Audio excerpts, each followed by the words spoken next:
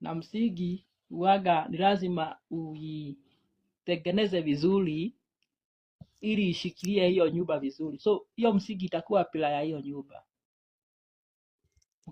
Nyumba kubwa ikijengwa ya ghorofa, tuseme inajengwa kama ya ghorofa 3, kuna zile pila huwaga zinajengwa kama ni kona, huwaga zinasimamishwa hivyo, zinawekwa, zinaitwa column in another word. Inawekwa chuma, inawekwa bao vizuri, alafu inawekwa ile kakoto pamoja na simiti.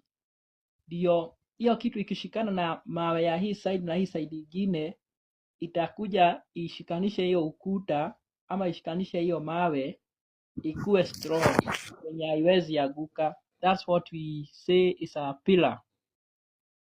So leo tunaangalia God the strong pillar.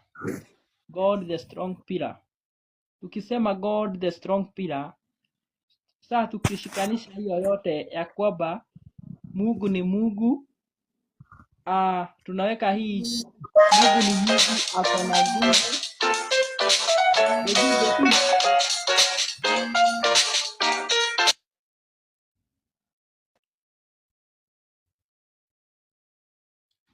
Mute hivyo.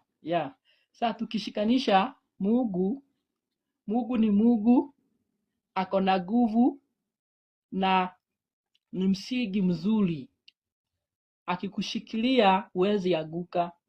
So that's what we are trying to, ndio tunajaribu kuangalia leo. Tuone Mungu anasema is a strong pillar aje. How comes Mungu ni strong pillar? So nataka tusome katika kitabu cha Psalms 18 and verse 2. Na kuombea Mungu akupatie kuelewa kama vile ninavyoomba tu. May God help me to interpret the word of God the way it should be, bila kuongeza na bila kutoa, sababu kuongeza ni dhambi na kutoa ni dhambi. So inafaa kuwa venye iko. Kwa hivyo Mungu akupatie kuelewa katika jina la Yesu Kristo. Psalms 18 and verse 2. The Lord is my Lord.